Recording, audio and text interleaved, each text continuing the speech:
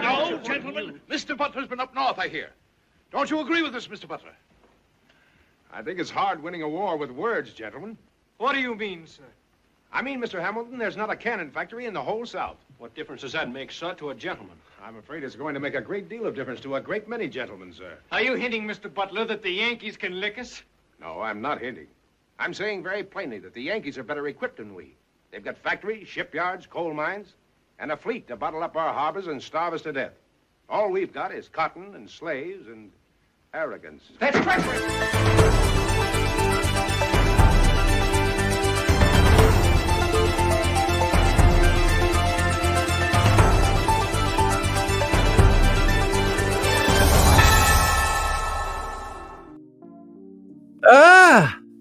Good morning, good afternoon, good evening, wherever this video finds you. Welcome to Tix.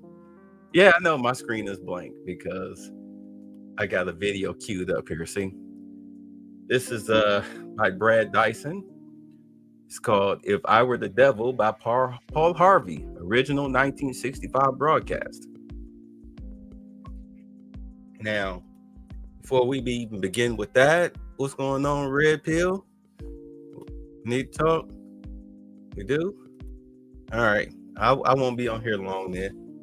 We'll talk about it. Apparently some BS must be going down if you saying it on here. All right. So, at any rate, how I feel about the whole Mondamni situation is this. I really don't think he's going to finish out his whole 4 years as mayor. I think there will be some improprieties that'll come out, especially with them getting ready to subpoena Alex and George Soros for the Antifa funding.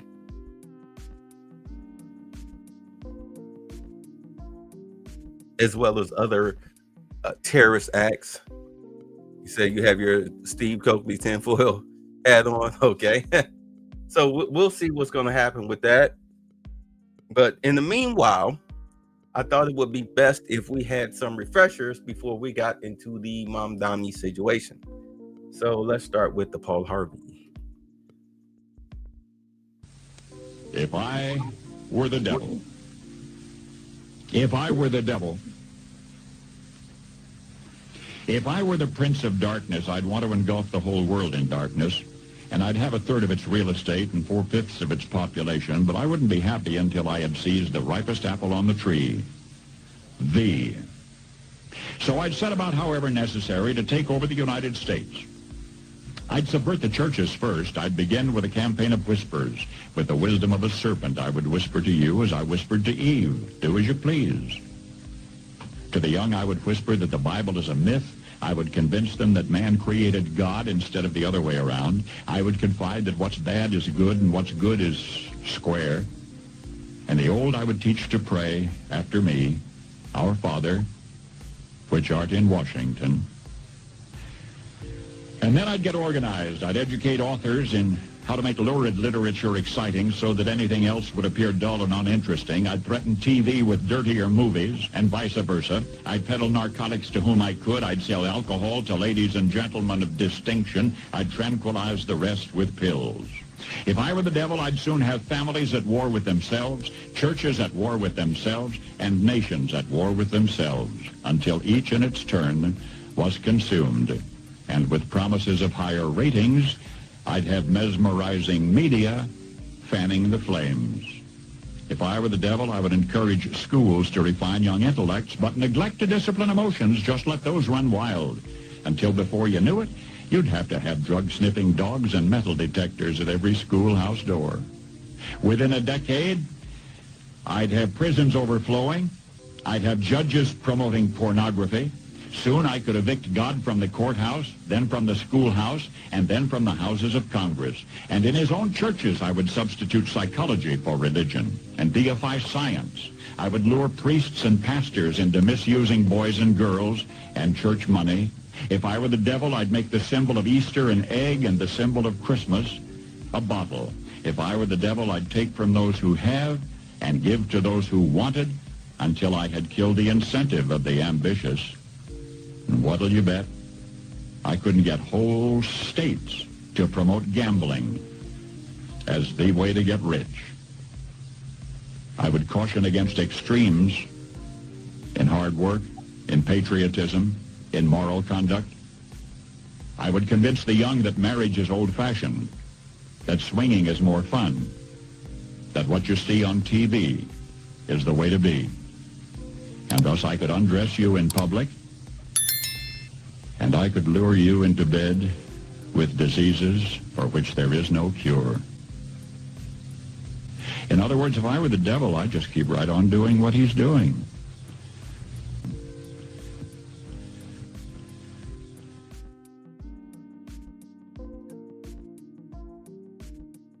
Sounds familiar? Keep in mind, he made this in 1965. Yeah. Short little 3-minute, 15-second blurb. Didn't take long, did it? Didn't take long. Just a refresher. Well, you spoke several times before. Again, more refresher. Y'all remember this? Yuri Bezmenov, 1985 interview, explains KGB manipulation of U.S. public opinion. It's a short one, only 13 minutes, 36 seconds. About ideological subversion. That is a phrase that I'm afraid some Americans don't fully What's up, understand. Detroit ABM? When the Soviets used the phrase ideological subversion, what do they mean by it? Ideological subversion is the process which is legitimate, overt, and open. You can see it with your own eyes. All you have to do, all American mass media has to do, is to unplug their bananas from their ears, open up their eyes, and they can see it. There is no mystery. There is nothing to do with espionage. I know that espionage intelligence gathering looks more romantic. It sells more deodorants through the advertising, probably. That's why your Hollywood producers are so crazy about James Bond type of thrillers. But in reality, the main emphasis of the KGB is not in the area of intelligence at all. According to my opinion and opinion of many defectors of my caliber, only about 15% of time, money, and manpower is spent on espionage as such. The other 85% is a slow process which we call either ideological subversion or active measures, активные мероприятия in the language of the KGB, or psychological warfare. What it basically means is to change the perception of reality of every American to such an extent that despite of the abundance of information, no one is able to come to sensible conclusions in the interests of defending themselves, their families, their community, and their country. It's a great brainwashing process which goes very slow, and it's divided in 4 basic stages. The first one being demoralization. It takes from 15 to 20 years to demoralize a nation. Why that many years? Because this is the minimum number of years which requires to educate one generation of students in the country of your enemy, exposed to the ideology of the enemy. In other words, Marxism-Leninism ideology is being pumped into the soft heads of at least 3 generations of American students without being challenged or counterbalanced by the basic values of Americanism, American patriotism. The result you can see. Most of the people who graduated in the 60s, dropouts or half-baked intellectuals, are now occupying the positions of power in the government, civil service, business, mass media, educational system. You are stuck with them. You cannot get rid of them. They are contaminated. They are programmed to think and react to certain stimuli in a certain pattern. You cannot change their mind, even if you expose them to authentic information, even if you prove that white is white and black is black, you still cannot change the basic perception and the logic of behavior. In other words, these people, the process of demoralization is complete and irreversible. To get rid society of these people, you need another 20 or 15 years to educate a new generation of patriotically minded and common sense people who would be acting in favor and in the interests of the United States society. And yet these people who've been programmed and, as you say, in place, and Yes. who are favorable to an opening with the Soviet concept, these are the Yeah, like today's teachers, both from elementary to college, they teach Marxism and socialism. This is why you have a Mamdani winning as a quote-unquote democratic socialist. It's just a new way of saying communist. If the inbred Somalian up in Minnesota, if he wasn't so incompetent, he may have won that election. But as you can see, they're fighting back in Minnesota after that woman and her husband were murdered, and those other two lawmakers were shot. They don't even talk about the other two that were shot first, that survived, that husband and wife lawmakers that were shot before they went and killed that woman and her dog and her husband. Ever since then, those who aren't part of Tim Walsh's circle, they've been coming after them. They've been going after the Somalians with the fraud, left and right. They've been going after them hard. Trust me, Ilhan Omar, come this time next year, we'll see what shape she's in. We already know they kicked Jasmine Crockett and Al Green out of Texas. They're kicked out of Congress down there in Texas. It's just a matter of waiting until the primary votes come in. You've got the Supreme Court now listening to the cases concerning redistricting. And if the Supreme Court actually rules correctly that if you're redistricting based on race, then that's racist, because that is racist. Because, you want a quote unquote colorblind society as far as the law is concerned, right? You want equal rights and equal protection under the law, right? Which means that the law must refuse to see race and color and gender. Correct? You wonder, what's one of the biggest gripes that the average male has concerning females? It's the law, right? Especially divorce court, child support. That's already being dealt with. You've got Tennessee with the mandatory DNA testing, throwing women in jail for committing paternity fraud. You've got Kentucky with the automatic 50-50 custody laws, thus eliminating child support. You've got Trump making it to where if you pay child support, you get to claim the child on your taxes. You've got the big beautiful bill that's going to get women who are able-bodied, males too, off of welfare, off Section 8, off of food stamps. You can't live off of your child anymore. Your child can only be labeled as a government dependent when it comes to government programs up until they're 7 years old.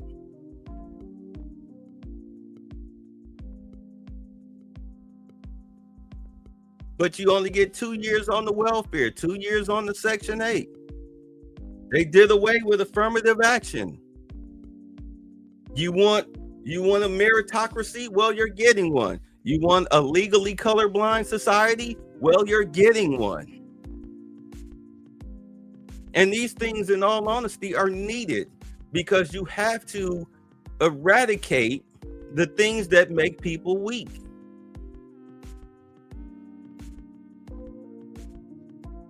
This is not the 1950s where you have the Ku Klux Klan running around hanging people from trees for breakfast, lunch, and dinner, and in between snacks anymore. They're not out here terrorizing people anymore. A cop can't even breathe wrong around a person of color without him going to jail or being fired or being demoted.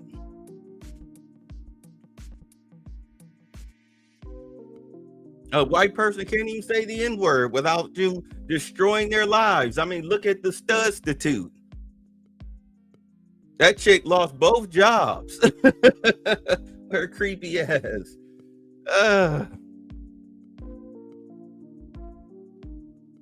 This is the FAFO generation right now.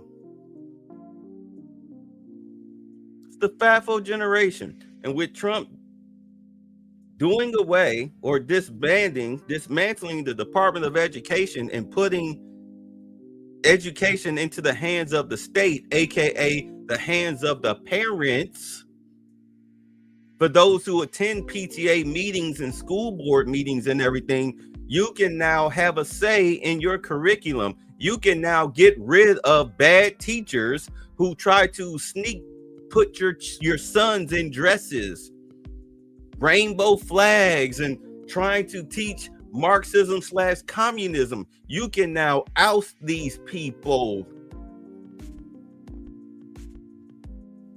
People only look at the surface dirt of the situation. You don't get to the root of the issues. You can now change the curriculum. You can mold it to what you want your children to learn. And in red states, heaven help you if you're in a blue city, but if you're in a blue city but in a red county, then you have far greater control.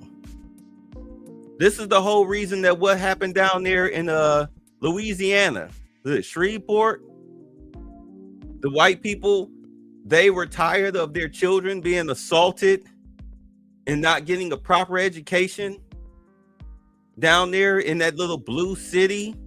So they wanted to form their own school district. And of course, the black mayor said no. So they said, okay. So they took their tax dollars, since they're the ones who are paying the majority of the taxes, and formed their own township. Of course, the city sued and lost.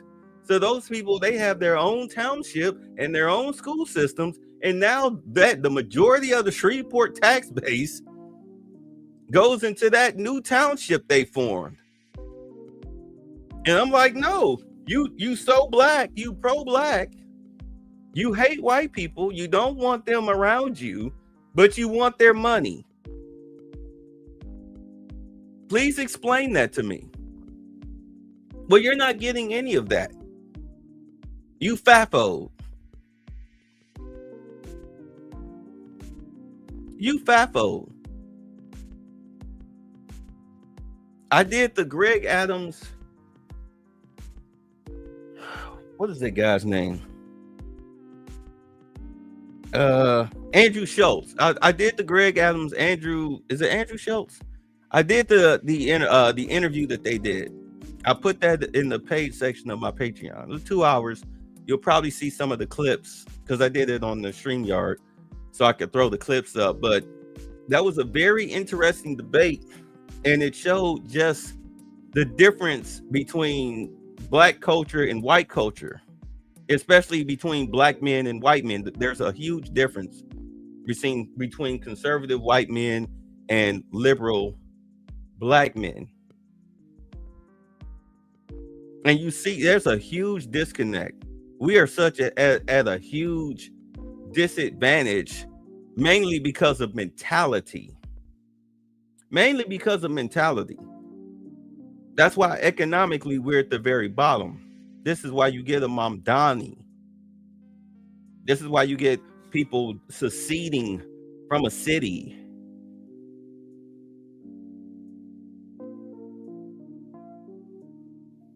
We've fallen into, we already know that we've fallen into, do you guys call it a matriarch? I call it a mess. I call it slave quarter mentality, because nothing's changed. You still got the mammies like Jasmine Crockett, Angela Rye, Tiffany Cross,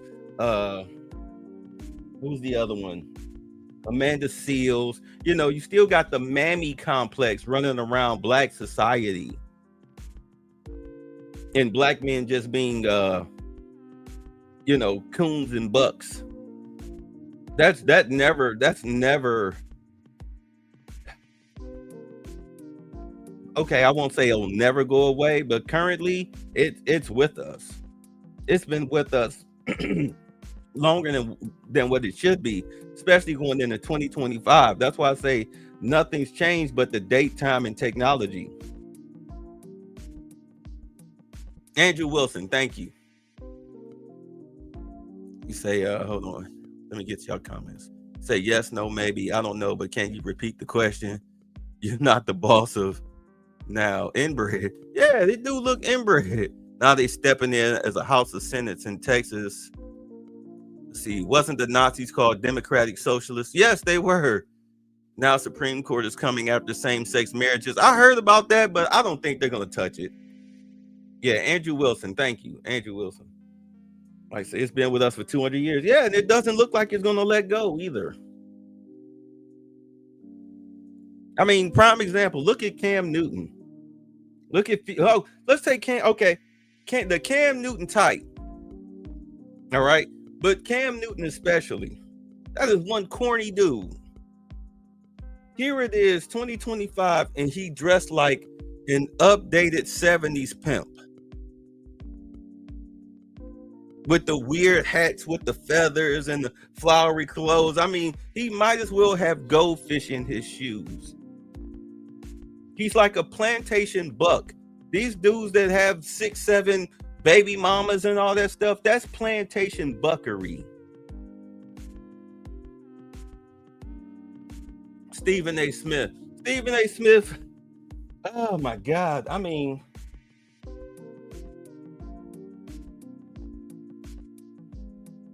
Step and Fetch It comes to mind, but I don't want to. Yeah, Step and Fetch It comes to mind. Because if you're going to say something, stick with it. That whole, I apologize to Blackface Crockett, Mammy Crockett. You lost so many black men on not just conservative, but liberals. You lost so many black men with that. You say Cam Newton be looking like a ghetto kung lao. Yeah, he reminds me of the 70s pimps, only he just updated the wardrobe, but it's still the same style.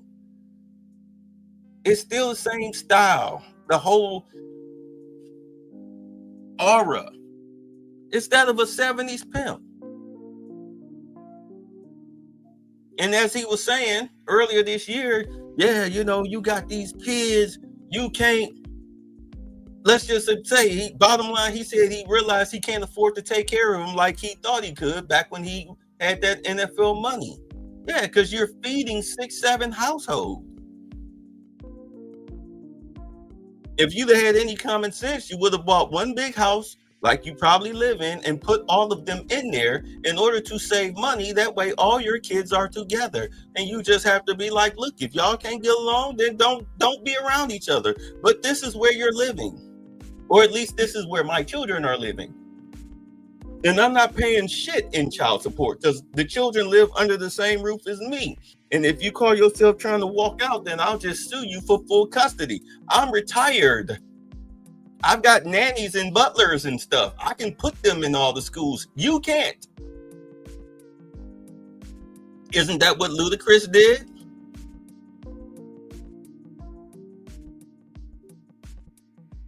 The TLA talking about something. It costs $70,000 to fight for your kid. No, it don't. But even if it did, I'm Cam Newton. I got the $70K.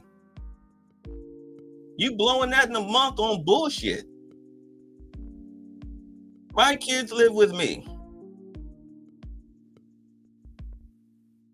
But I digress. We're getting off the topic.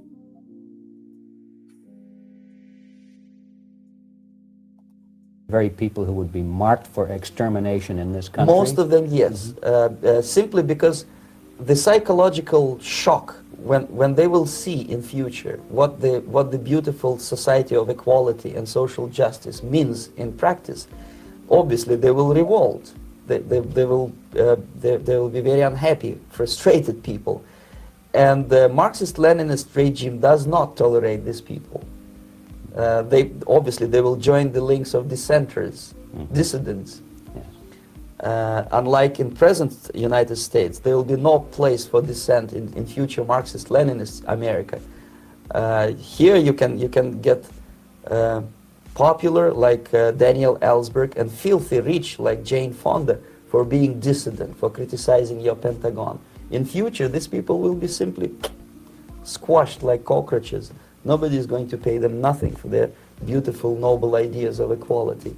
This they don't understand, and it will be greatest shock for them, of course. Prime example, what's going on with the woke movement right now? Again, Kamala left the Democratic Party $20 million in debt, which they're still paying off. The whole reason why we have a government shutdown currently is because Trump cut off the money when they defunded USAID.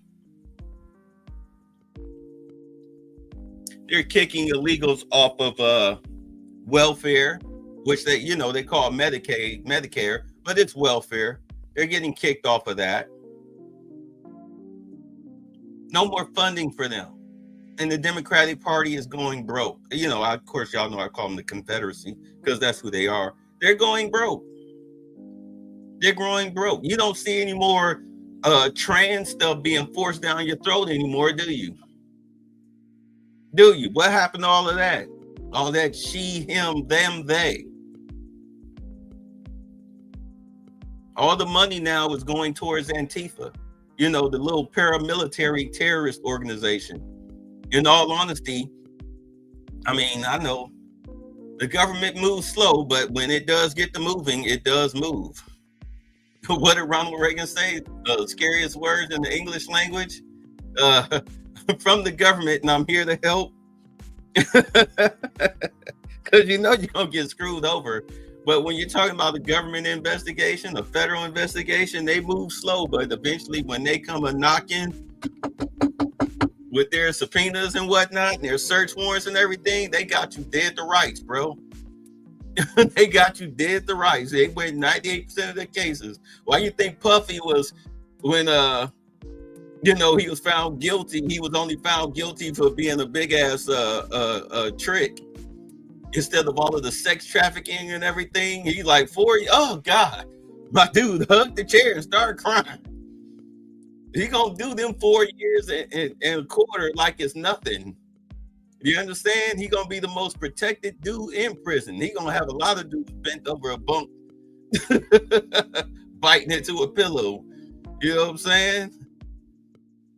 He gonna be all right. He gonna be at home for a minute. Wait till you get out, though. That's gonna be a whole different situation. But trust me, he was happy to just have to do 4 years and a quarter, because he was looking at a good 20 easy to life for sex trafficking. He lucky they only got him for engaging in prostitution. Even though, the whole thing with sex workers is, if you're selling yourself, why am I being charged for buying a sex worker? This is their job, isn't it? If what I did was illegal, then them selling themselves was illegal too, right? Whether I transported them the other day, came across state lines or not. If you're going to charge me, then every adult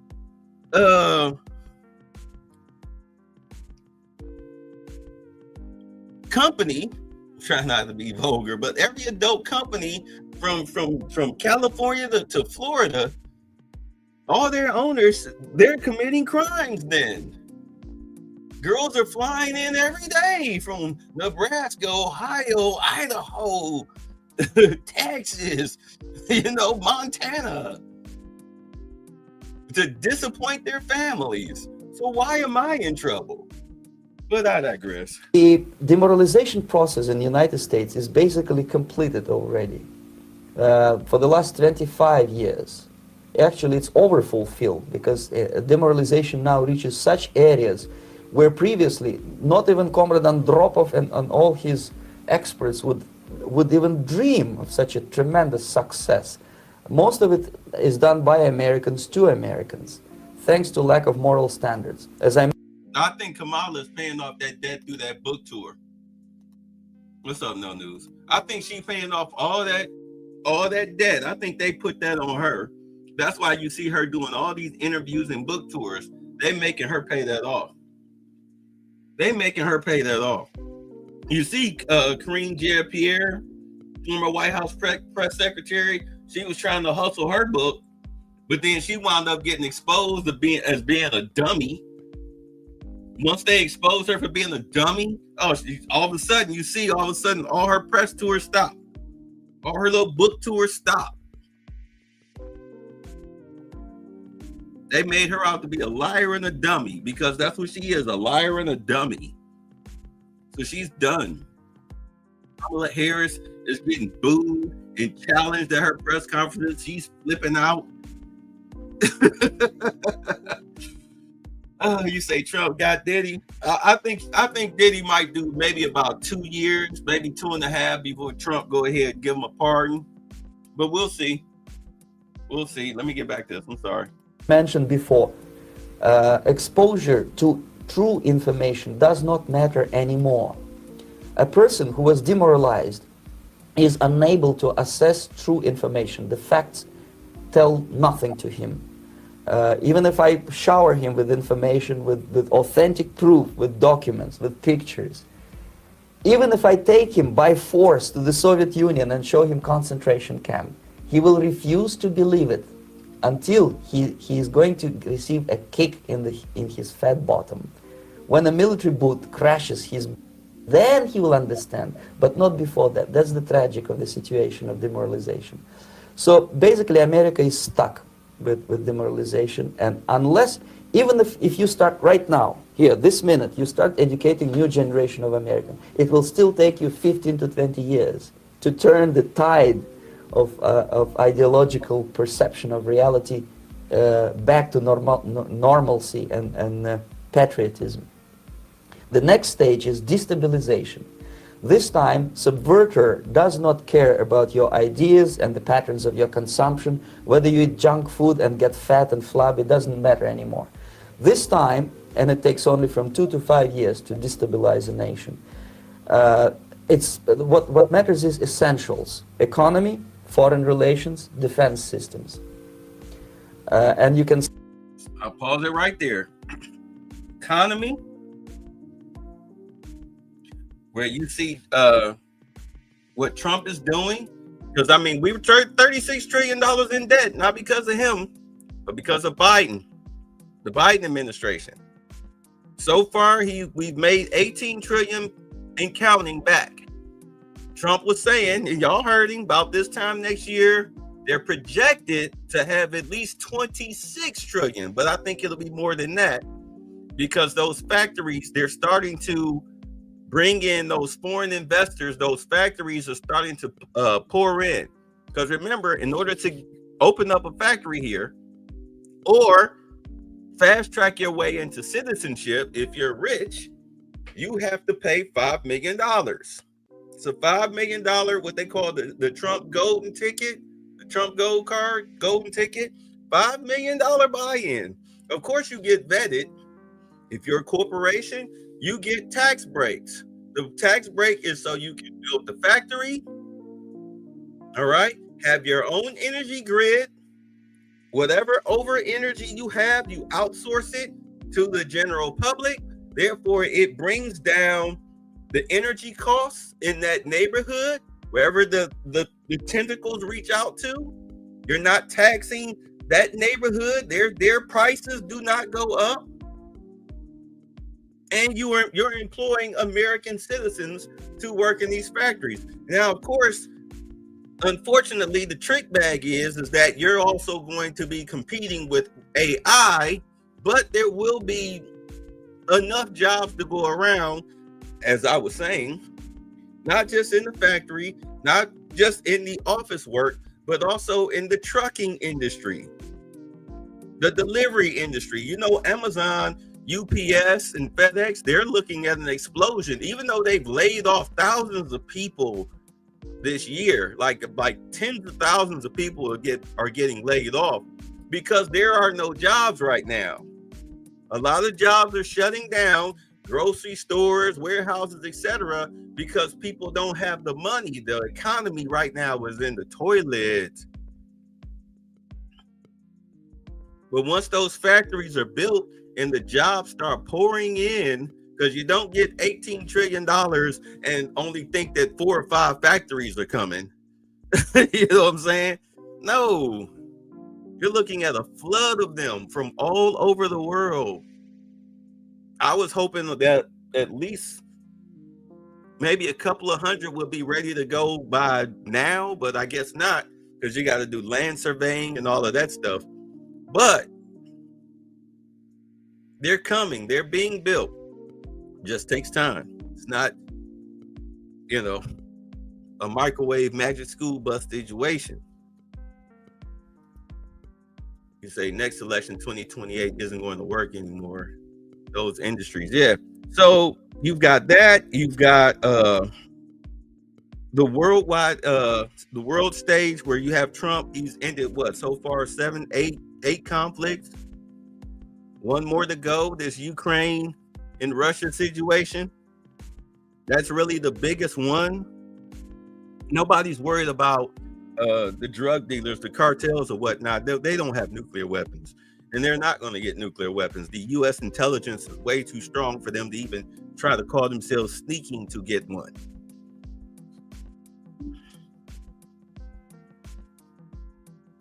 But once you get that settled, then you've got the world economy settled. Everybody's making money. Everybody's getting a piece of the pie. That's how you end wars. Everybody gets rich. What would you rather do? Fight or get paid? What was the third thing he mentioned? Economy, foreign relations, defense systems. Right. So what pissed Elon off was the big beautiful bill situation where Trump is looking to spend $2 trillion.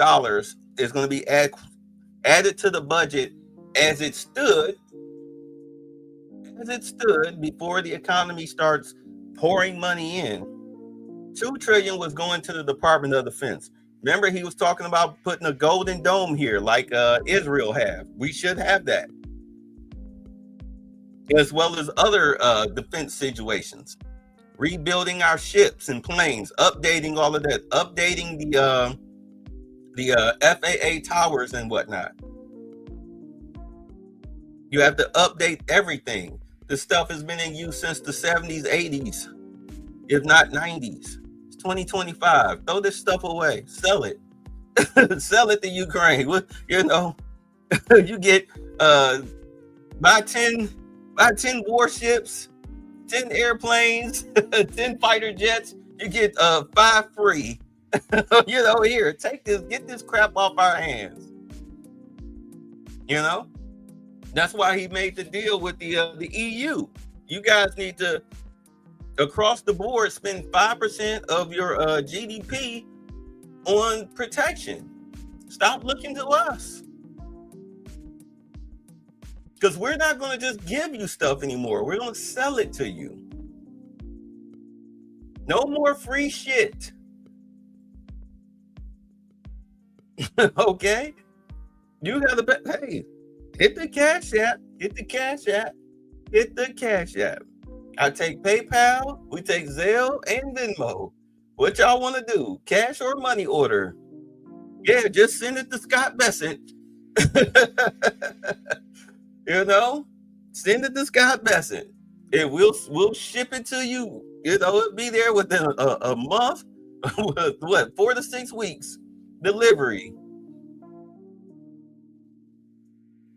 Everything is changing for the better. You got to get the illegals out of here. I don't care if y'all think it's racism. Fuck them. Get out of here. That's how you get a Zoran Mamdani. That's how you get the inbred Somalian. That's how you get California with Mexicans waving their flag while burning American cars with masks on and assaulting the police. That should have been a National Guard takeover. They should have taken over LA right then and there. That was an insurrection. Gavin Newsom should have been, him and Karen Bass should have been arrested. Let's just be honest. They're insurrectionists. The mayor and governor up there in Oregon, Portland, Oregon, you're insurrectionists. Brandon Johnson, Pritzker, you're insurrectionists. Michelle Wu, insurrectionists. Tim Walz, insurrectionists. You should have been arrested immediately. Immediately. This is not what you took an oath for. You didn't take an oath to defend illegals.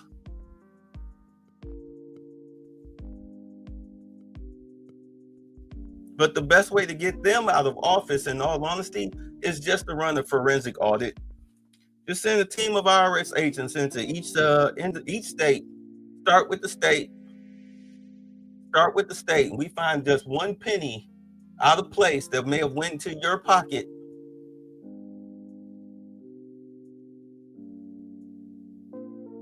Yeah, you'll be like Kwame Kilpatrick doing interviews from prison.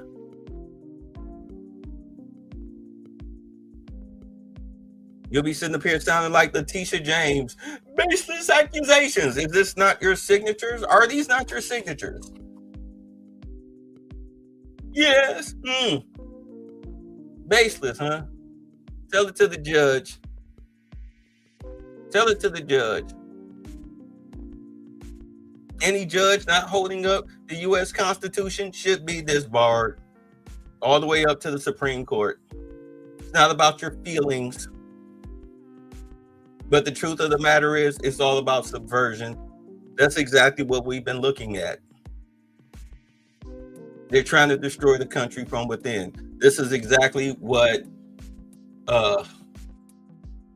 Zelensky was talking about when he got kicked out of the White House. You think that because you're surrounded by oceans, that you're untouchable. No, like Trump was like, oh, trust me, I already know what you're talking about. I'm working on that. Don't you worry. But he racist, and he a Nazi, and all of this stuff. Meanwhile, you're sitting up here trying to destroy the country from within. Electing Nazis, literal Nazis, in the office. Candidates who saying that they would kill their political opponents and shoot the kids and let the parents hold the dead babies in their arms. You're electing people like that into office. You're electing a terrorist, Imam Dami, in the office. But Trump is the Nazi fascist dictator. Okay. And you can see it quite clearly that in some areas, in such sensitive areas as defense and economy, the influence of Marxist-Leninist ideas in the United States is absolutely fantastic. I could never believe it 14 years ago when I landed in this part of the world that the process will go that fast. The next stage, of course, is crisis. It may take only up to 6 weeks to bring a country to the verge of crisis. You can see it in Central America now. And after crisis, with a violent change of power, structure, and economy, you have so-called the period of normalization. It may last indefinitely. Normalization is a cynical expression borrowed from Soviet propaganda. When the Soviet tanks moved into Czechoslovakia in '68, Comrade Brezhnev said, now the situation in brotherly Czechoslovakia is normalized. This is what will happen in the United States if you allow all these schmucks to bring the country to crisis, to promise people all kind of goodies and the paradise on earth, to destabilize your economy, to eliminate the principle of free market competition, and to put a big brother government in Washington, D.C., with benevolent dictators like Walter Mondale, who will promise lots of things, never mind whether the promises are fulfillable or not. He will go to Moscow to kiss the bottoms of new generation of Soviet assassins. Never mind, he will create false illusions that the situation is under control. Situation is not under control. Situation is disgustingly out of control. Most of the American politicians, media, and educational system trains another generation of people who think they are living at a peacetime. False. United States is in the state of war, undeclared total war against the basic principles and the foundations of this system. And the initiator of this war is not Comrade Andropov, of course. It's the system. However ridiculous it may sound, the world communist system or the world communist conspiracy, whether I scare some people or not, I don't give a hoot. If you are not scared by now, nothing can scare you. But you don't have to be paranoid about it. What actually happens now, that unlike myself, you have literally several years to live on unless the United States wake up. The time bomb is ticking. With every second, the disaster is coming closer and closer. Unlike myself, you will have nowhere to defect to, unless you want to live in Antarctica with penguins. This is it. This is the last country of freedom and possibility. Okay, so what do we do? What is your recommendation to the American people? Well, the immediate thing that comes to my mind is, of course, there must be a very strong national effort to educate people in the spirit of real patriotism, number one. Number two, to explain them the real danger of socialist, communist, whatever, welfare state, big brother government. I'm trying. If people will fail to grasp the impending danger of that development, nothing ever can help United States. You may kiss goodbye to your freedom, including freedoms to homosexuals, to prison inmate. All this freedom will vanish, evaporate in 5 seconds, including your precious lives. The second thing, the moment at least part of United States population is convinced that the danger is real, they have to force their government. And I'm not talking about sending letters, signing petitions, and all this beautiful, noble activity. I'm talking about forcing United States government to stop aiding communism.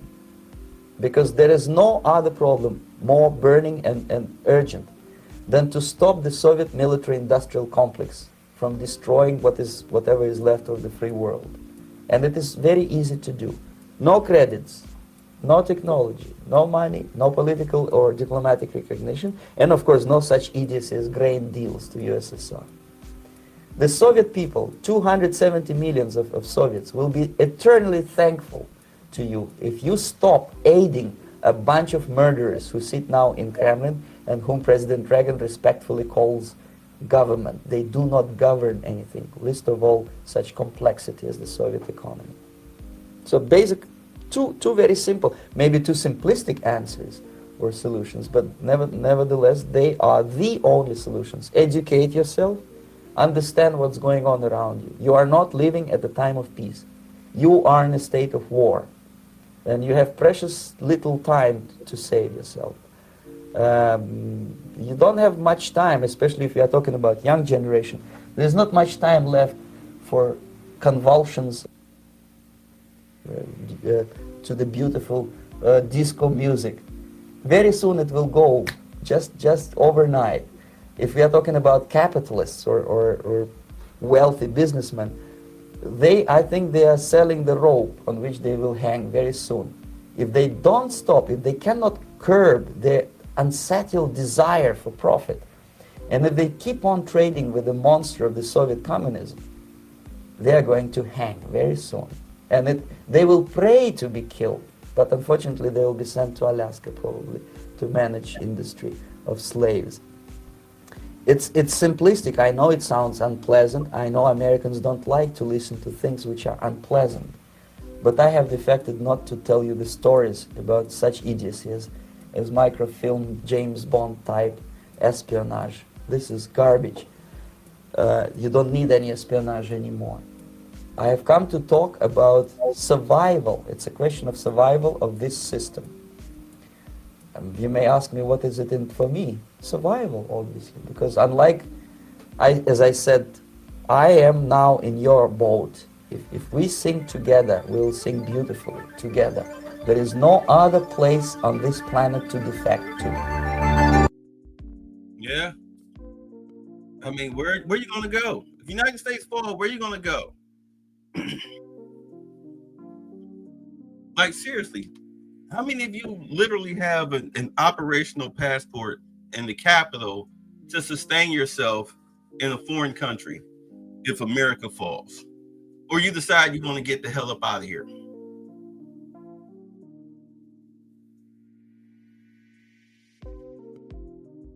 You have no choice but to stand and fight. You know, like the whole Coach Greg Adams versus the Andrew Wilson thing. I mean, I had some gems in there. I might put it in the free portion of my Patreon. Link is in the description box. $5 a month.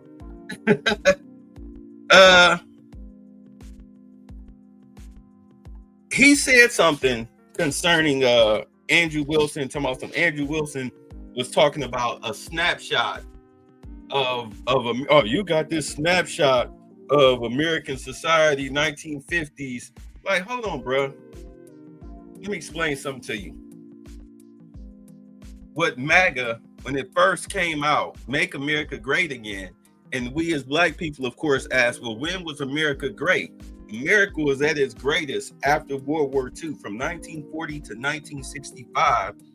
If you take out the racism, take away the racism, that was the golden age of America for everybody. Black people had their own stuff. We had our own towns and cities, our own stores, our own churches, our own schools, our own neighborhoods. We looked out for each other. We walked around and dressed with common sense. And you could have a 4-bedroom, 2-bath, 2-car garage, 2 cars, a housewife, and send your kids to college on one salary, be it factory or office work. Bread was a nickel, milk was a nickel, eggs was a nickel. Do you understand what I'm saying? They would literally deliver the milk to your house. A nickel.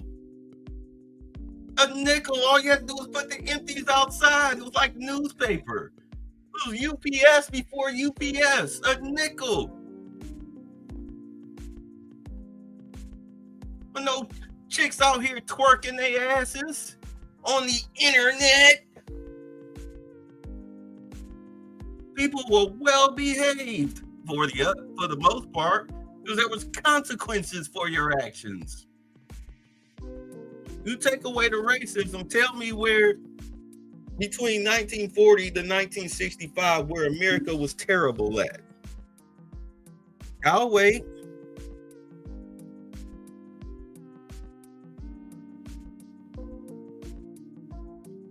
So yeah, that snapshot was really reality. Isn't that what you want to get back to, Coach? Where you could have a loving wife and adoring kids. You can take care of them off one paycheck. You were in control of the purse strings. Crime was low. The cost of food and gas and utilities was affordable. That was low. You don't want to get back to that?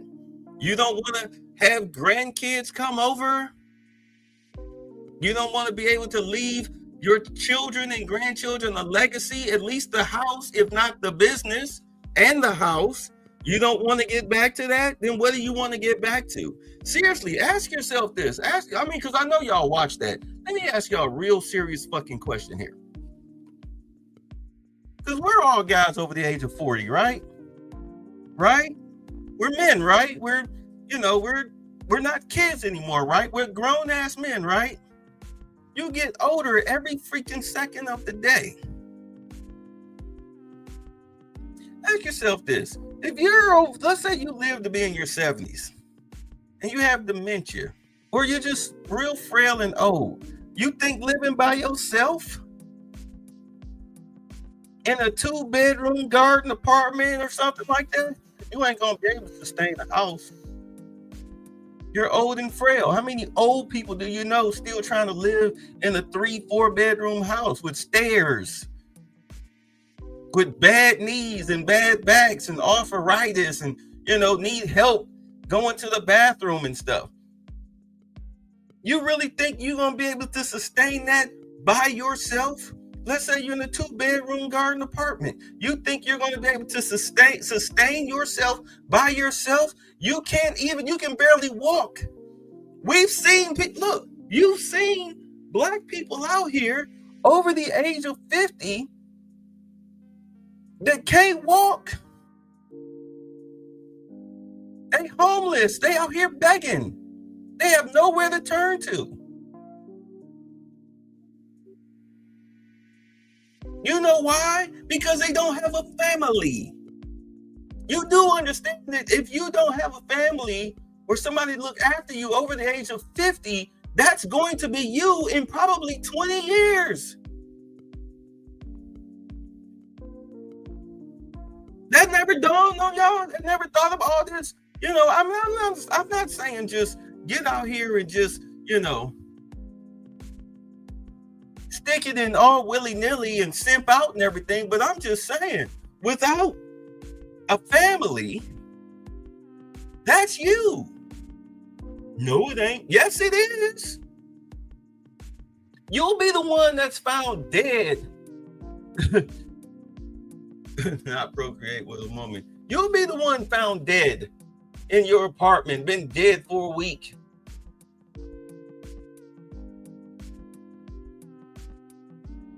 Foul smell coming from the apartment or the house.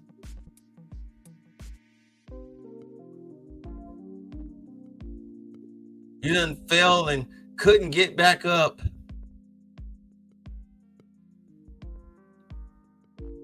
You had a medical emergency, maybe suffered a heart attack or a stroke.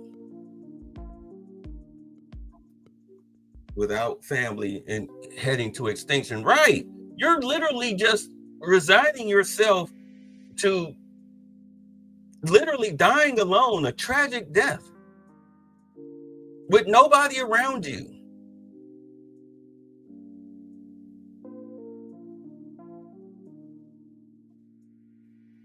My uncle on my father's side, horrible divorce and everything, but he wound up moving from Cleveland to Columbus down the street from me. I wouldn't walk it, but I would drive up at least once a week. I'd go and visit him. One week we had a snowstorm. For a whole week, I didn't go to see him because it's Columbus, Ohio. It's a snowstorm. I'm chilling. I get a call from my cousin one afternoon. Hey, you need to go to my father's house. Police found him dead. What? I was just getting ready to go over there tomorrow. Yeah. Neighbors happened to realize, it was a snowstorm. Neighbors noticed he had shoveled his driveway all week. Car hadn't moved. And they say normally he out there with the shovel the next morning. Sure enough, the cops, they were there, let me in. He dead on the toilet, suffered a heart attack. He had been there for a week.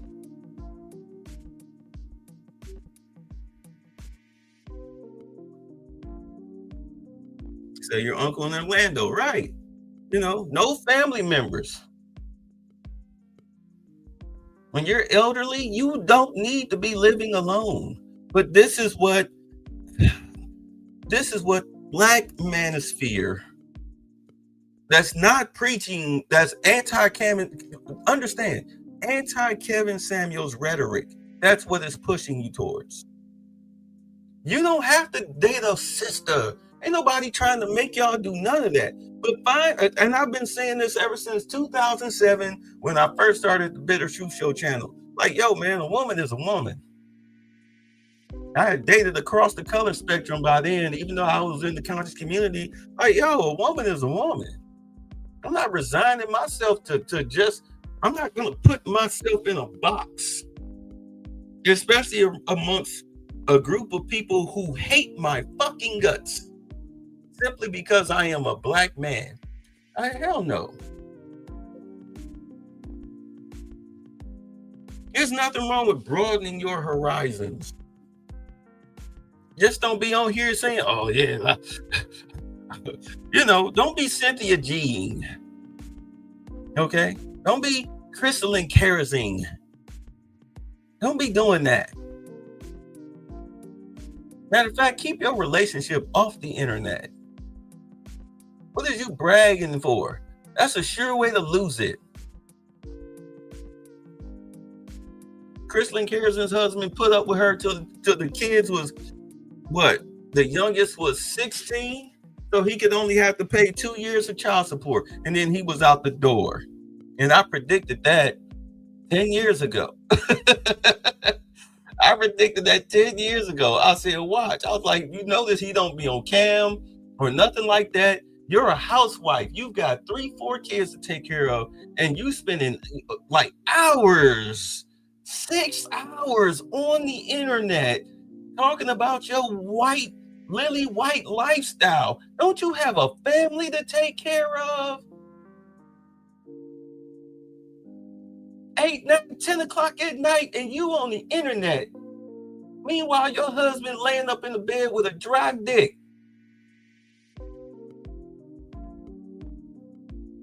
Did you check the kids' homework? Did you feed them? Are you having meaningful discussions? Where's your family time, chick?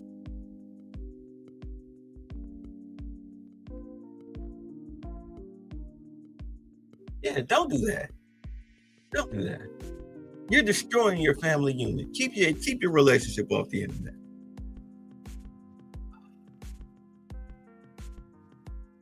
No, but that was something that was one of a few things in that discussion between Coach and Andrew that rubbed me the wrong way. It's like this logic is ass backwards. It's ass backwards. It's ass backwards. That's why I don't mingle in those circles, the He-Man woman haters club circles. I don't, you notice I don't be in that. I don't get in the discussions. I don't be in the panels, none of that shit. Yeah, we all have our druthers, but to make that pretty much your YouTube identity, your social media identity, bruh, seek therapy. At any rate. Freeze the rent has been a huge pull for Zon Mondani's campaign. So this is Kevin O'Leary warns New York City landlords, do not let Mondani become your mayor, although it's too late. This was 2 months ago. But do understand he issued a stark warning. Let's hear what they have to say. Pain driving Gen Z with hopes and dreams of free stuff, driving them to the polls. But like most of us, we learned at a young age, there's no such thing as free. Somebody else has to pay for it. And as the saying goes, the problem with socialism, that eventually you run out of other people's money. It's exactly what mom and pop landlords are worried about. Mondani's housing policy could destroy their businesses and dry up all the funds. Small landlords are already reeling from higher inflation, steeper mortgage rates, not being able to raise rents to keep up with rising costs, maybe the nail in the coffin. That means no money for renovations, improvements, or expansion. It will also make it nearly impossible for owners to sell in this city. Kevin, this will fall on deaf ears, these cries for please don't. So pragmatically, I and others who invest in real estate have tried to get a meeting to figure out what's rhetoric and what's policy. So far for me, it's been crickets. I think it's a mistake on his part. I'm a rational person. I'm only interested in one thing, and I think he has to address this. I get it what he's doing on the rhetoric, everything for free and rents don't go up. What happens on new builds? We need to build a new building. So let's say we need 20% more affordable housing. Love to invest in that.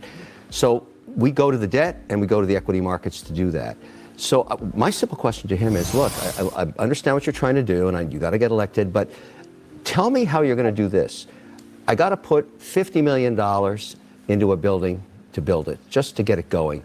And the market's going to want probably somewhere between an 8 and 11% return on the construction financing. And then when I stabilize it, they'll be happy with 7-8% return. You're telling me I have to have frozen rent rates, even going into 3% inflation. how am I going to be able to raise any money for a new build? Not just me, anybody. How can anybody, including you, by the way, you, Mr. Free for Everything guy, how are you going to get that money out of the market when the return is negative? Now, what is the answer to that? Because people should ask themselves, how are we going to get a new building to live in or to have an office in or a store in the city of New York, which is in itself a country, when there's a zero return policy, a negative return policy on capital? Now, that's what's going on here. So if you're thinking of voting for this guy, you're going to continue to live in rat holes as they deteriorate, but worse, there'll be no new builds. Right. Zero. Yeah. Actually, there will be new builds, but it'll be just like in China. If y'all are not familiar with what happens in China, because do understand that's, that's the CCP. That's communist. It's communist. That's a communist country. What happens is they build new builds with cheaper products. They built that stuff so cheap that after 20, 25 years, it really becomes obsolete. It becomes slums. It becomes dangerous. That's why you have so many homeless Chinese people, because they get pushed out of their homes. They have nowhere to go. So they're always rebuilding. China is always building infrastructure, new homes. They give you a notice, you got to be out of this place in 30 days. What? I just moved here. Well, it's being condemned by the state. So you're living, if you stay and they don't tear it down, you're living illegally and they throw you in jail. Unless you're a squatter, you have to slip in and out. Hopefully they forget all about it. You had a situation in China last year, I think about 25, 50 girls died in school because the gym, the roof, brand new gym, roof caved in on them, crushed them to death. Of course, the CCP tries to suppress that information, but it leaks. It's the internet, Buildings collapse. Remember they had the the earthquake in Thailand? Zoom to Thailand. And buildings collapsed on all those people? Yeah, Chinese builders. Chinese builders. That's what winds up happening. You start using cheaper materials. The infrastructure goes to shit. That's what happens. So I think he should, maybe not me, doesn't want to talk to me, no problem. Well, he doesn't want to talk to you because he can't answer that question. There's no answer to the question you just posed to him. What I want to do is sit him down and say, look, I got millions of followers, great American entrepreneurs, families, millions of them. You don't have to go on TV and talk about this. Come on my TV. Let's just record an interview together, and I'll post it, and you explain what you're going to do here to attract capital. I'm the first $1 million check. There is a affordable housing industry in New York. A friend of mine is a builder of that sort of stuff. It's incredibly complicated. I'm not going to profess any knowledge of it.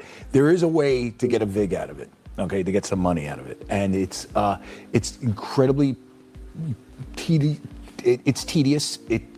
There's a lot of different government agencies you have to. Not when there's a 0% chance of raising rents against inflation. But we don't. It's hard for him to raise rates as it. If raise rents as it, I'm not defending him, by the way. He's just going to make it worse. The question is not to add to the system that is already in place now. Is how do you free markets to build stuff? Because there is land there's marshlands in the Bronx. Why can't we build some affordable housing there? There's environmental problems with that. So there's a lot of issues here that Zohan Mandami literally skips over and says, I'll just give it to you for free. Yeah, well, it's also something that we know doesn't work. These policies have been tried before. I'm just going to read. You know it I'm doesn't work. Well, His voters don't know Not it only doesn't do work. I, but the New York Times editorial board in the 1990s wrote, "Rent control perpetuates the very problems it's designed to fix, a housing shortage." Yeah. That was the New York Times. Now, of course, they've gotten all squishy on the subject and forget what the common sense that they had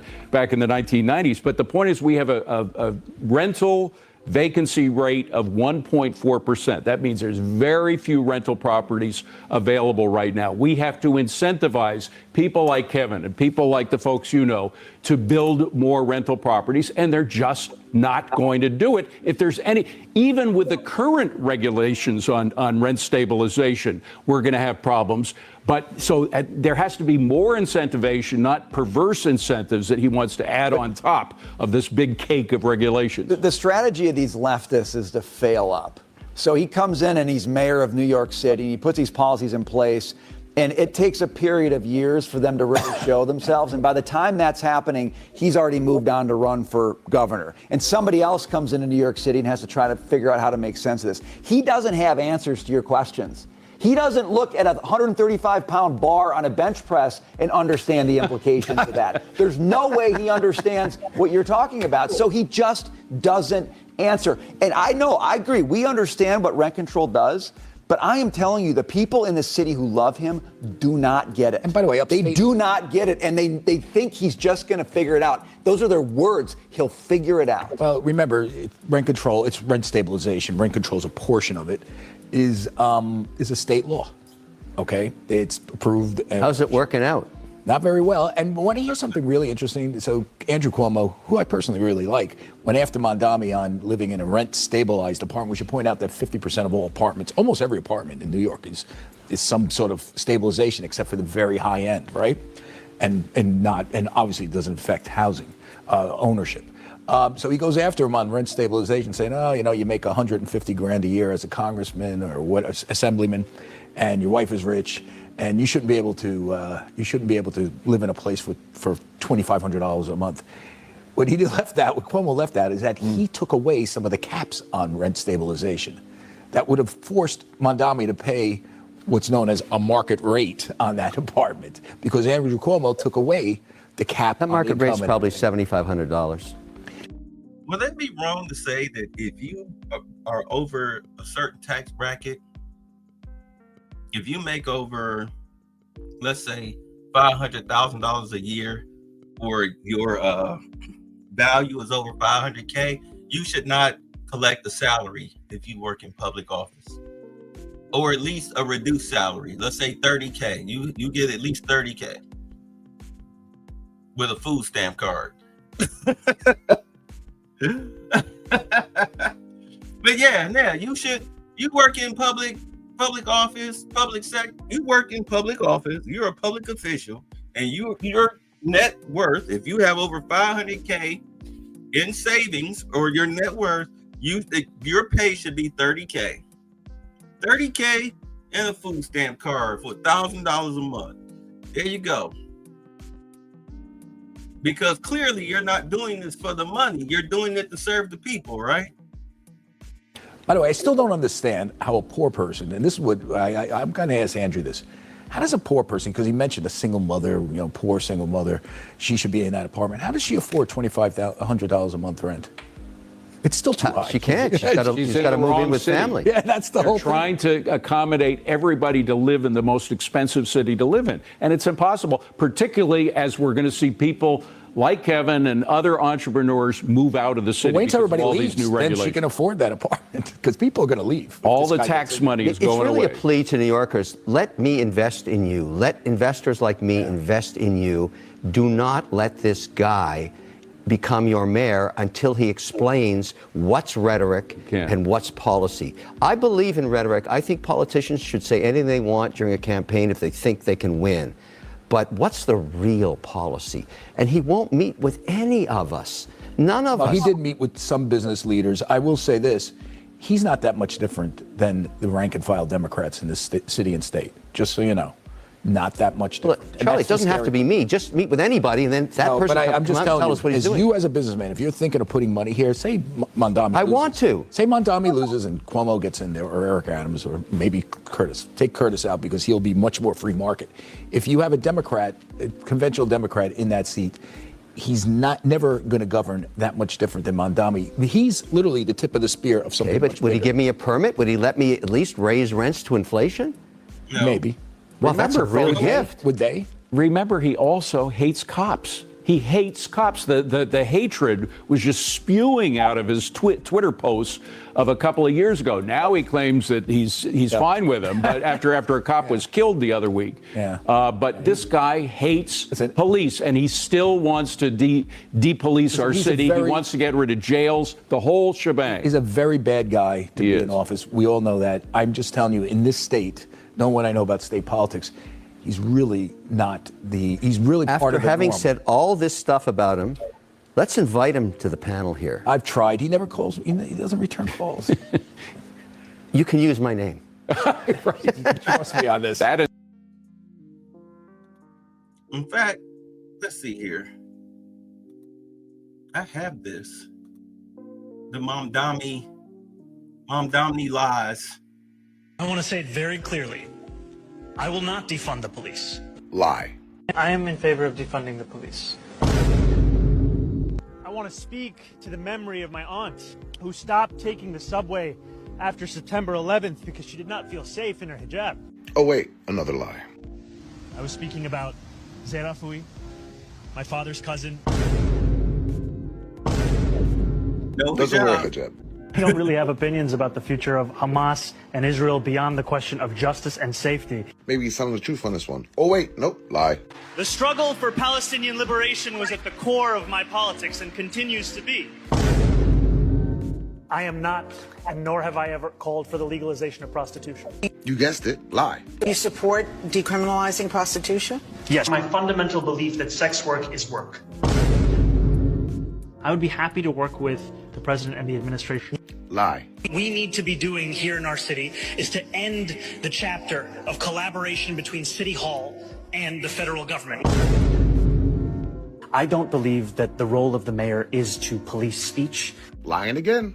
There are consequences for speaking up in favor of apartheid. So just find out who you're voting for before you vote who you're voting for. Too late. Too late, my brother. Too late. In fact, our boy, you let him hear it, bro. Yeah, he had some. It's nice to see him broaden his platform. He had some choice words. In favor of apartheid. So just find out who you're voting for before you vote who you're voting for. You know, I should have saved that, shouldn't I? But I already had that queued up, so my bad. Let's go. New York was full of dumb people. Not saying everybody in New York is dumb, but the fact that New York, like Chicago, is overwhelmingly liberal in 2025, it just shows you that there are a bunch of just idiots walking around who refuse to accept facts. It would be different if we didn't live in the age of the internet, to where you people can just see these people lie in real time. Y'all see people lie in real time, and it doesn't matter to you because of your feelings. That's what liberals are, a bunch of feelings, and they're unable to see the truth even when it's right in front of their face. It's wild. It's truly wild. Same thing with this government shutdown right now. The fact that y'all are still blaming Trump, it's not even worth an argument. Daft is what you are. Willingly daft. When anybody asks a liberal why they're voting for who they're voting for, they always say some stupid shit like, oh, you're putting me on the spot. You should know. You're an adult. You should know why you're voting the way you're voting. But once again, I'm so grateful that we live in the age of the internet. I'm so grateful that we live in the age of street interviews. I'm so grateful that we live in the age of cell phones, to where anybody can be a cameraman and an interviewer, and anybody can put real grassroots things on the internet. So this man went deep undercover posing as a Zoe supporter in New York City, and he's asking people to sign a petition talking about Zoe's policies. And of course, these liberals have no idea who and what they're voting for. Side note, fair use to avoid the copyright strike. Because I'm just doing awareness. I don't get paid off these videos. Let's go. You know, when I voted in November, I didn't even have to show ID. I didn't even have to show ID. I didn't even have to show ID. This is why they keep bringing all these illegals in here and giving them money. You bring them in here and you give them money, and then you make it to where you don't even got to show ID to vote. They can vote for you. Votes are what's important. Money and votes. That's what matters to politicians. The fact that I didn't even have to show my ID. I didn't even have to show my ID. I didn't even have to show my ID to vote in the city of Chicago. Breaking news. Supreme Court pauses order that Trump administration must pay full SNAP benefits. This just came down the pike on my Ground News app. The Supreme Court granted the Trump administration's emergency appeal to temporarily block a court order to fully fund SNAP food aid payments amid the government shutdown. Excuse me. An appeals court previously declined to allow the administration to pay only 65% of SNAP benefits from a contingency fund, which I think was pretty generous. And that was a goodwill situation. But, you know, whatever. SNAP, which serves about 1 in 8 Americans, and that's way too high, usually continues paying benefits during government shutdowns, but the Trump administration attempted to limit payments. Actually, that's not true. That's not true. Because that's what... Woo. Let's continue. Was beyond me. The old gal behind the counter, when she gave me the ballot, and I was like, wait, I ain't got to show you my ID or nothing. She was like, no. She was just as mad as I was. But since she's of the hive mind, and she's afraid of the hive mind, because that's what the liberals are. They're afraid of the liberal extremist hive mind. She couldn't speak up, because that's a liberal policy. And you can't dare criticize a liberal if you're a liberal. But Trump's crazy as hell. You ain't got to show no ID to vote. I bet you ain't have to show no ID to vote in New York City. They let anybody and everybody come vote. Anybody. You don't even have to prove that you're a citizen of the United States of America to vote in the United States of America. Y'all wonder why there has been a red wave. What in the do you mean? I don't have to show ID to vote. Ooh, that pissed me off all over again, boy. That had me hot in November. I'm about to go undercover as a Zohran Mamdani canvasser to see what people actually think of his positions, past statements, and whether they'll still vote for him when they learn the truth. Let's go. First of all, his attire undercover is pure comedy. He got a septum ring. He got a tank top on that says "Hot Boys" for Zohan. With short shorts. Now I know short shorts have made a comeback for men. I actually been wearing short shorts for a long time. I remember one time I was talking to this African a long time ago, and I know Africans and Jamaicans and primarily black countries, they're traditionally homophobic, so they don't do stuff that they think is, you know, ubiquitous. So I said, brother, let me ask you a question. Why y'all wear y'all shorts so short? He said, my brother, let me ask you a question. Why are yours so long? They are shorts. It's in the name. Ever since then, my shorts have been above my knee. Now it's fashionable for shorts to be above the knee for men, especially with like an oversized t-shirt, good pair of dunks, you know what I'm saying? Put that shit on. But a tight tank top with Daisy Dukes on, he knows what he's giving. He's giving it on purpose. What up, my comrades? You guys voting for Zoe? Yeah. Yes, sir. Hi, I'm with the Zohran campaign. Yeah, I voted for Oh, awesome. Can I get your pledge to vote for him, the general? Sure. Oh, okay. Okay, yeah. Yeah. Like, what does he stand for? I can tell you a little bit about it. Let's see. Are you cool to increase taxes on whiter neighborhoods? So basically, like taxing white people higher? No, white people, rich people. No. He says specifically whiter neighborhoods. I just don't think that this is exactly his policies. Wait, so you voted for him in the primary, but you didn't know about that? So he doesn't hate white people. See if he does or he doesn't, come like that's his Whatever. No. Oh, you don't want to do it anymore? I don't think you know how to read his website. Oh, it specifically says to tax whiter neighborhood. Love that liberal anger. Liberals are so angry when they're confronted with facts that die. Let me explain something to you right now. Because, you know, I see these videos and whatnot, and you see these Confederate slaves and overseers getting mad and getting physical. I walk outside of this house with at least 20 pounds worth of accessories on me. Maybe 10. Maybe 10. Let me not exaggerate. Let's say about 10 pounds worth of accessories on me. Try that shit with me. I will self-defense the hell out of you.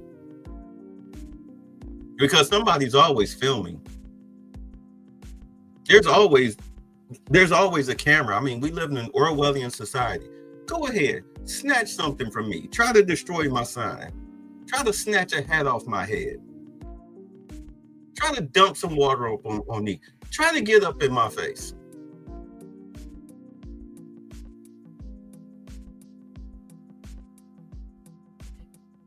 I just started reinstituting my body cam. I had it on today, went to Walmart. Very empty, by the way, for a Friday. for the 7th, it was very empty, you know. Very little traffic. I understand, like I talked to Lewis up in New Jersey. They let the SNAP benefits go through. I guess the state paid for it because it definitely wasn't the federal government. Yeah, I don't play these games with I don't play these types of games with white folks. I don't even play them with my own folks, but I definitely don't play it with them.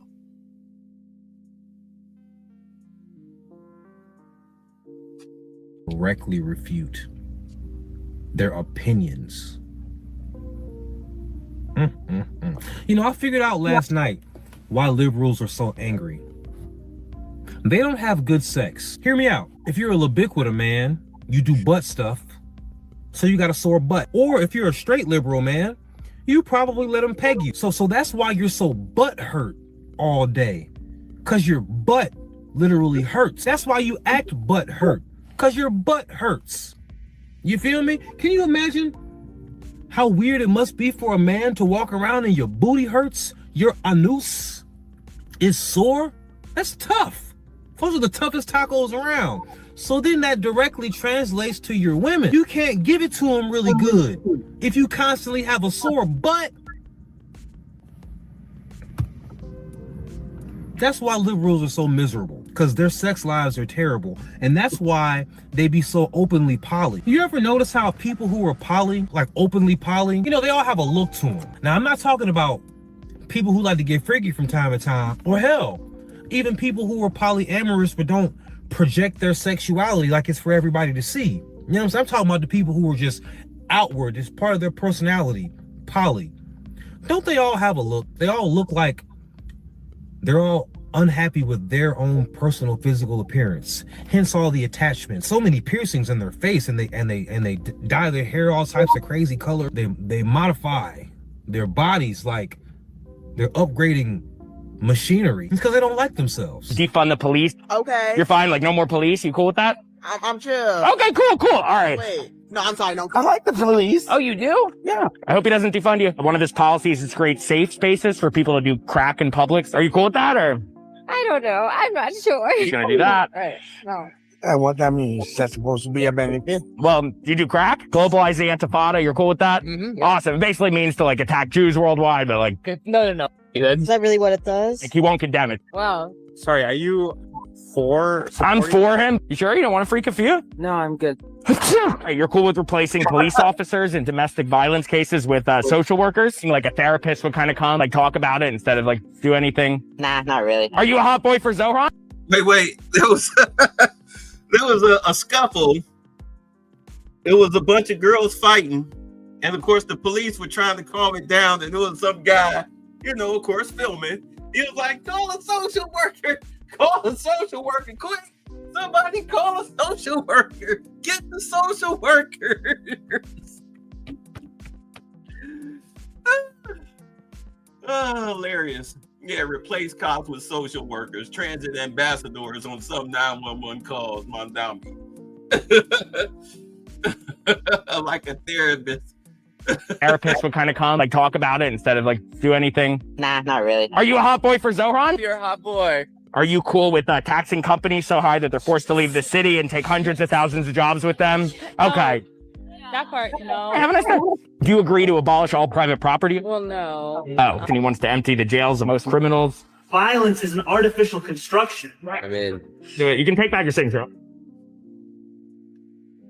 So what do you think about his inexperience? I think that's an asset. Yeah. In some ways. Do you care that he didn't have a real job and worked for his mom until like 3 years ago? He said, how do you feel about his inexperience? This idiot with a straight face said, I feel like that's an asset in some ways. All right. Okay. So what? You're right.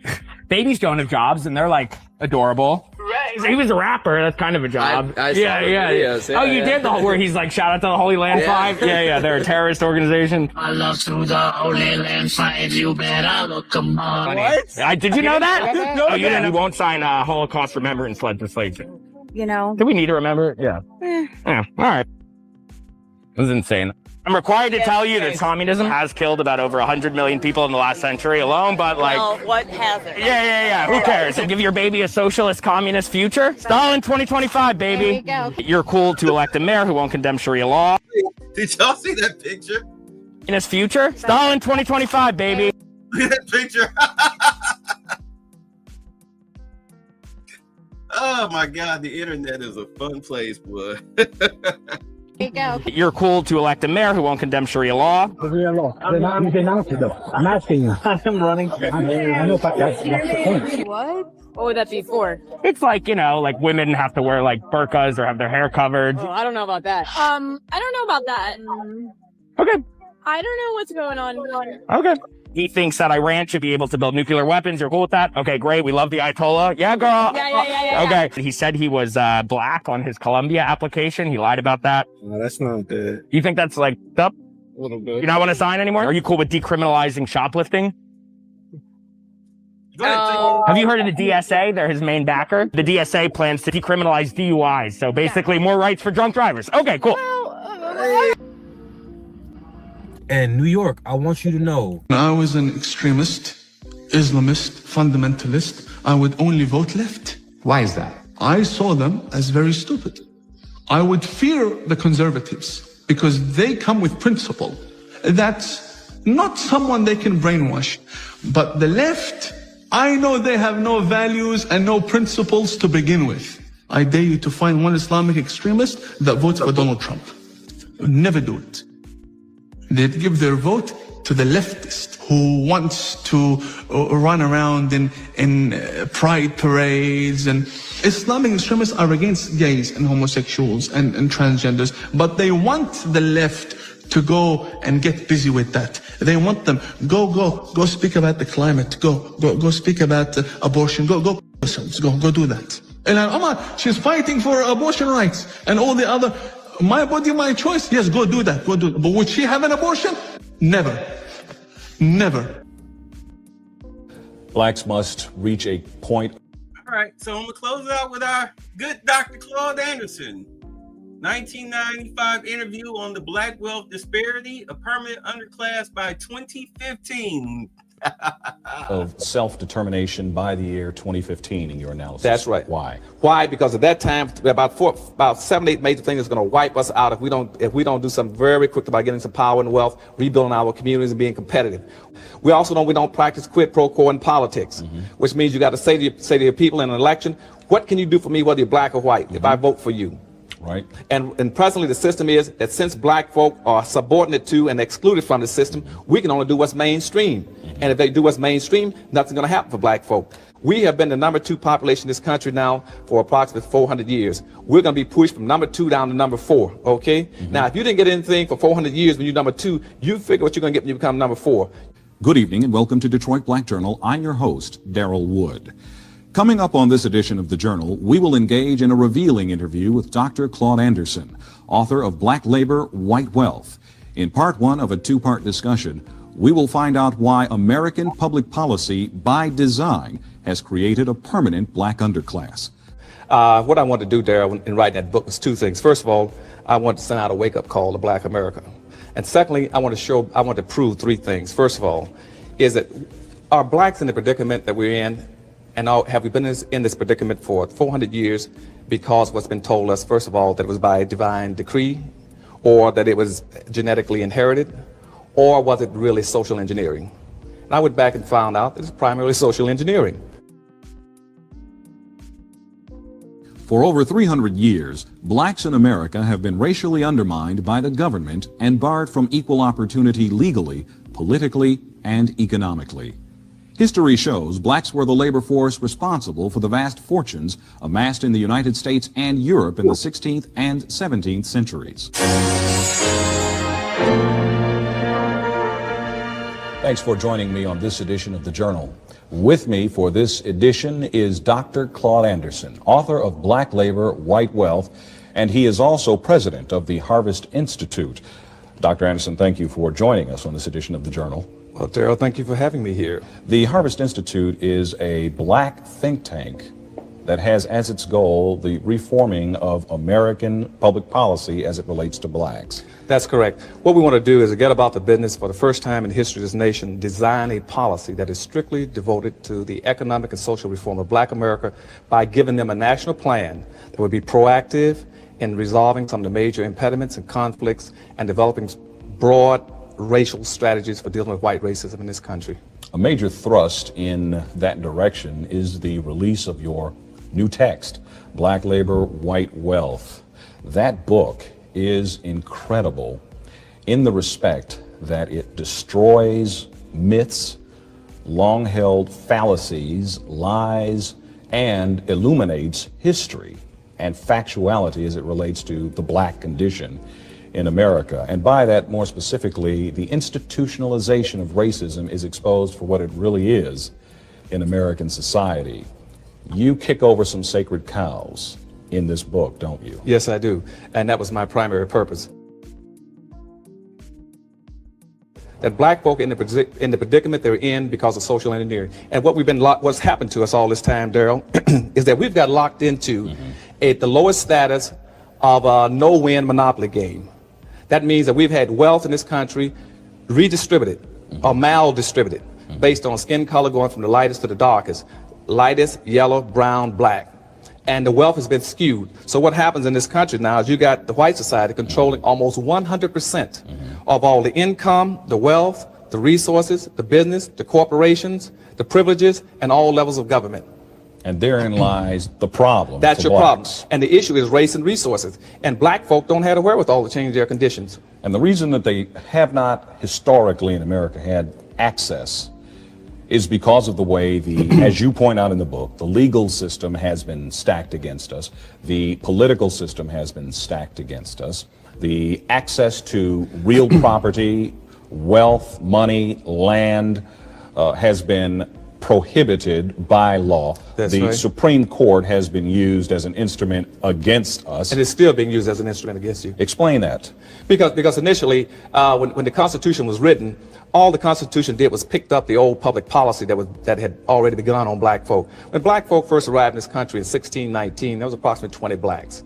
By 1634, the Maryland colony came into existence. That time you had about 40, 45 blacks in the country. By 1638, something very profound happened, Daryl, that every black person in this country needs to understand. Something very, very profound. What happened in 1638? The Maryland colony put out its first public edict. And what that edict said is that black folks shall never enjoy the fruits of white society. That is very key to what's been happening to you for 400 years. Message. And that is written and established in American code. It That's has been right. Codified as law. in That's America. right. And between that point, let's say up for about next 20 years, for instance, the European colonies were putting pressure on this country, saying, hey, we didn't send you to America to have a good time, just enjoy yourself and sit back and relax. We sent you to relax. We sent you to America to produce some wealth, some resources for our European continent.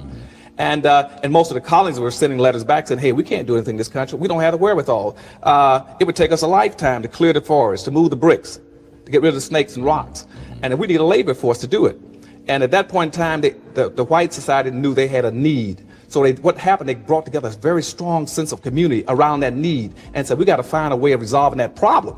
And they looked back at that public edict was put out in Maryland in 1638, which says black folks should never enjoy the fruits of white society, and they expanded it. Right. So by 1664, 1665, every colony in the United States enacted a slave law that says black folks shall now constitute a subordinated, excluded, uncompensated, non-competitive, managed workforce for the personal comfort and wealth building of white society. And that became your public policy that remained in existence up until recent times. Why isn't that taught in public education now? Why don't we know that? Because what happened immediately after that, all the institutions jumped in and all the nations in this country jumped in to justify slavery, enslaving the black folk.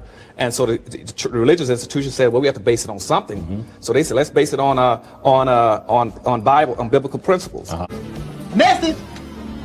Saying the Bible that the blacks were offshoot of Ham, so therefore God had decreed that black folks should be enslaved. And that stayed in effect for about maybe a couple of hundred years, about 100 and some years, and all of a sudden they moved over to the biological and said, well, blacks are just basically biologically inferior. So well, and that's what the bell curve is telling you about now. And the bell curve, of course, is the controversial book assaulting black intelligence as genetically inferior. That's right. As the author alleges. That's right. Is the case. That's an extension of the original public policy that was put into place back in the 16th century. As an extension of that public policy, I think the key here is public policy. What you've talked about and outlined in very brief form is how public policy has been designed in this country around the suppression of a singular racial group. That's right. I want to deal with some definitions. Okay. Public policy was used to the extent that black people would be suppressed. Coming forward in time, blacks thought that the great salvation of the race could be summed up in one word: integration. Is that true? Yes. Let me go pick up that public policy and bring you up to that. That public policy stayed in effect until, let's say, 1705, for instance. In 1705, it was codified in what we call the slave codes. And the slave code said at that time defined how in the future all whites would behave and how blacks would behave. And that's why what they call the Southern ethics, where blacks could not challenge whites or raise his hand to defend himself against a white person. And in fact, white people were told that it was their duty, in fact, to suppress. That's right. And severely handle blacks in order to enforce the status quo, or they themselves would be considered lawbreakers. Right. In other words, they violated the code, the white code. And see, in that time, what the code said is that every white must enforce this code. Every religious institution must subscribe to it. All levels of government must be responsible to it. Okay, it must be passed on through your social customs, Daryl, and also through your laws. I put a lot of those laws in the back of the book. Right. Okay, and once that was codified in 1705, everybody understood the law. Then by 1710, for instance, Virginia then said, now that we have a unified white community, they then broke up the black community by passing what they call meritorious manumission. Right. Message. In 1710. And what that says now is to make sure that blacks never have a strong sense of community, a unified self, we will grant meritorious manumission. That's why all these southern states had meritorious manumission laws to any black who goes against his own people. Which in effect said that blacks could be freed. That's right. To enjoy rights and privileges in the society for becoming traitors to their own race. Right, as a free black. But it was never could be comparable to a white. Right. So when that law was passed, then we found that a black could be rewarded for squealing another black, what we call crabbing. And out of a possible 150 so-called insurrections or revolts, slave revolts, a black person squealed in every one of them. Okay, and he was rewarded for squealing on blacks. That's where you get the crabbing in the black society. Which is why there was virtually never a successful black That's revolt. Right. But see, and that kind of a system was never used against any other group in this country. No other group, Chinese, Hispanics, or any other group. Well, you make a strong case in the text for the singular selection, the purposeful separating out of people of the black race for this kind of treatment on this continent. To make sure there was never a strong sense of community, because the strong sense of community was a threat to the white society. I remember that public policy said you should be non-competitive. And something that he keeps leaving out here. The main detractors of black people, Black society, during these times, I mean, outside of our own selves, was the simple fact that we keep voting for the Confederacy. For some reason, because of welfare checks and feminism, we keep acting like the Confederacy is on our side. The people who had us in antebellum slavery, we keep thinking that these people are on our sides. And I get it. You say, well, what's the difference between the Republicans and the Democrats? Well, first and foremost, again, the majority of our political achievements through legislation have come through the Republican Party. You know, the party that bled and died for our freedom, that took away the 3/4 of the human being label, gave us the right to vote, gave us citizenship, the right to own land. It was the Confederacy that were burning down our cities and towns, destroying our neighborhoods, running freeways through them. Sure, they got some Republican help, but the majority of our offenders have been the Confederacy, and we refuse to see that. We refuse to acknowledge that. Pull yourself up by your bootstraps, and we do that, and the Confederacy comes and cut the strings. This is why I say, hey, get off that that literal, psychological, political plantation, and you don't have to be a Republican. Be independent. Vote for the party where if they're not giving you anything directly, well, then you need to be giving me something policy-wise that I can work with. I need a policy I can work with.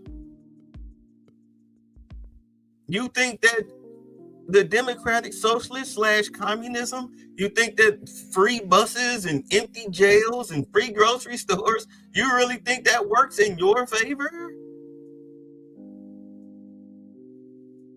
You really think being a financial slave with no ability to protect yourself, no, because do understand, if he empties Rikers Island, crime and lessen the police force, crime is going to explode.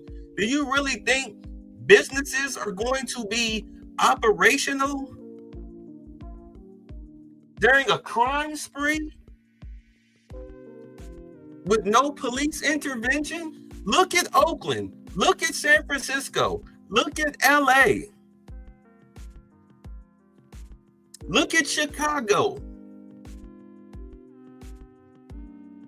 People are folding their tents, those that can afford to.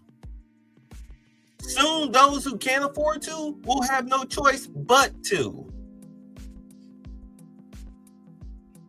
New York, you got a whole, New York is like Cleveland. Cleveland has a mall at its central hub, Tower City. That sucker, when it first opened, it was bustling. Movie theater in the back. It was bustling. Now it's a ghost town. Now there are like 6 shops there, and they're like cell phone stores. The train station at the bottom of it, which made it the hub of Cleveland, the middle of Tower City is the middle of Cleveland, downtown Cleveland. Empty. There's a mall in New York where I think it's the Central Hub or whatever. The stores have all shut down, empty, because of crime. These are Confederate policies. All in the name of socialism. As a matter of fact, the only monument right now in this country that I'm aware of that even recognize and honor the black for being that kind of a black still in existence up in Harper's Ferry. You know where John Brown had his raid that night? Sure. If you ever go up there right outside the hotel, there's a big brown box there. And there's a big monument carving to the black slave who jumped off the porch the night John Brown's troops entered the town, and John Brown killed him. The town erected a monument to the Sambo, saying this is the kind of black we like. Going from the historical codifying of suppression of blacks to the point where we had a civil rights movement in this country. The first civil rights movement is not the one that gets talked about very often. In the book, you talk about the first time blacks were freed, and you talk about how that freedom was really an illusion. What do you mean by that? Why weren't blacks free after they were emancipated following the Civil War? Because first of all, what they gave blacks was three things. First of all, they set him free. And secondly, they gave him a supposedly 14th Amendment due process and a right to vote. And but those things had no power attached to them. Blacks could not protect themselves with that, because see, everything in the society was based on your ability to be able to take care of yourself. And so blacks were set free at that time, naked, penniless, ignorant, defenseless, without clothing, animals, livestock, land. And so they were abandoned. And you gave him civil rights and the 14th Amendment. He couldn't use them. See, first of all, let's take the 14th Amendment. You know, in all honesty, I mean, what should have happened when after the Emancipation Proclamation, we should have been given a state. We should have been given a state in the South, somewhere like Mississippi or Alabama, somewhere where we could actually have agriculture. We should have been given a state where we could have agriculture. If 40 acres and a mule, that's bullshit. I can go out and buy 40 acres and a mule right now, but we should have been given a state. We should have been given a state, if not a whole city. Just like you gave, they gave the Jews Palestine, let them slowly take that over. Yeah, we should have been given a state, if not a city, with agriculture. Maybe even someplace down in Louisiana, a city in Louisiana, if not Florida, something, even South Carolina, something with a coastal land, something with coastal land. That way we could have our own shipping yards and everything, and let us rebuild from there. Never even got the 40 acres and the mule though, but you know, history and herstory records, you know. And we shouldn't have been fighting for civil rights. We should have been fighting for what we fought for 10 years ago, which was hate crime laws, hate crime and discrimination laws, because you saw what happened once we got integration. Black businesses shut down within 6 months to a year. Our pockets were drained because the first thing that happened was the females took the money, ran to white businesses, and economically devastated the Black community to where we don't have communities anymore. It was even worse that we decided to go into slave quarters under the guise of Section 8 and welfare. Went back into slave quarters, back into the projects is what they called them, but really they were slave quarters. Went right back into them. Which is now the ones we hear a lot about. Between 1866 and let's say the 1900s, that 14th Amendment was used 319 times, okay? Out of that, 314 times was by corporations, not blacks. Blacks used it about 4 to 5 times, and guess what happened? They lost every time. Blacks never used the 14th Amendment until 1954. But all major corporations use it. That's when you hear about corporation now being an entity, a person. Or a person. They used that 14th Amendment that was given to blacks, they gave it to the corporations. And what they did, and immediately in 1870, they took blacks' rights from them, okay? Because they didn't have any power. So once again, the rights were basically suppressed. They were just suppressed. That which had been written into law was now effectively thrown out because blacks couldn't protect themselves. They had no power. And also what had happened at that point in time is that between 1619, when blacks first came in the country, and until the emancipation, all the wealth in this country and all the power was built around the black slave himself. That's where your money and power came from. Contrary to what people keep talking about, well, you know, land is the most important. Land was never important. Land, Daryl, was totally useless without blacks. Message. As a matter of fact, President Jackson said that blacks brought 75% of the value to land. You can come in this country, an immigrant, go any place you want to find Right, it's not the land, it's the labor. all the land free. You can just drive a stake in the ground and say, I own from here to that next street. Nobody cared. It had no value. It only had value when you put black slaves on it. And that's why all the wealth was concentrated in the South. As a matter of fact, in 1860, out of 66% of all the persons in this country had over $100,000 worth. We're in the South. Right. As a matter of fact, and out of the Not adjusted for inflation, which would probably be about 100 million easy. 5 million blacks are enslaved, they had a net investment value of over $8 billion. That $8 billion was more wealth than all the other corporations and federal government put together. Sure. As a white man in the South who had 2 black slaves was richer than any person in the North. If you threw the average person in the North, I threw in his house, his business, his land, his clothes, his net worth, and his bank account. Well, primarily because it was free labor. It was free labor. It was free labor. You worked them until they died. That's right. And the thing with a black is you had to work him unto death, but you could not let him grow old. Right. Because you had no way of taking care of him. Economic liability. That's right. He became a liability. You had to work him to death early. Message. All right, so I'm gonna pause it there because I'm running out of time.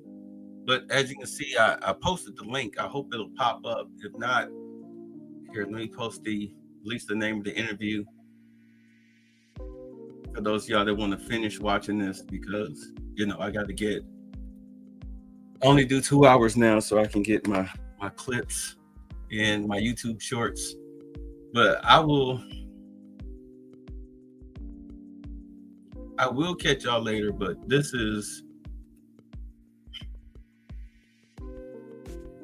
as you can see, pretty much nothing has really changed, except now we're, as you know, today we're at the very bottom of the economic ladder because we rely too much on free stuff. We have been systematically destroyed, I can tell you that much.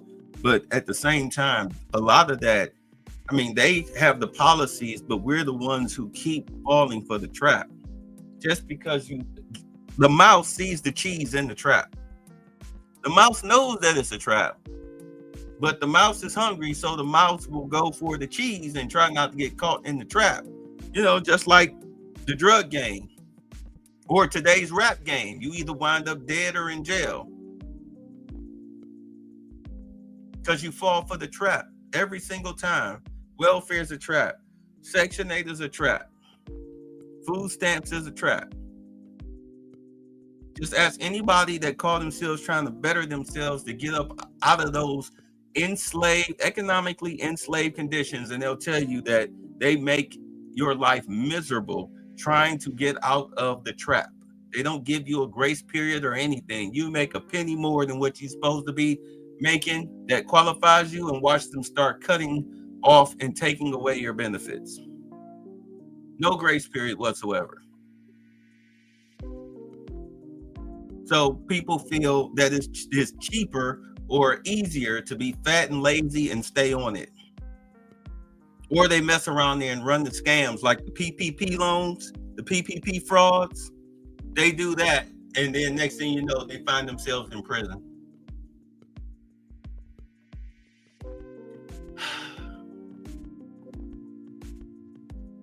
I won't catch y'all tomorrow night or Sunday, but I guess I'll see y'all Monday.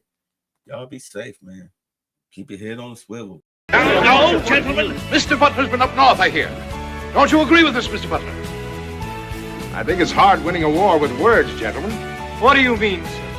I mean, Mr. Hamilton, there's not a cannon factory in the whole South. What difference does that make, sir, to a gentleman? I'm afraid it's going to make a great deal of difference to a great many gentlemen, sir. Are you hinting, Mr. Butler, that the Yankees can lick us? No, I'm not hinting. I'm saying very plainly that the Yankees are better equipped than we. They've got factories, shipyards, coal mines, and a fleet to bottle up our harbors and starve us to death. All we've got is cotton and slaves and arrogance. That's treachery! All right, bye. Thanks for the fun. Get the fuck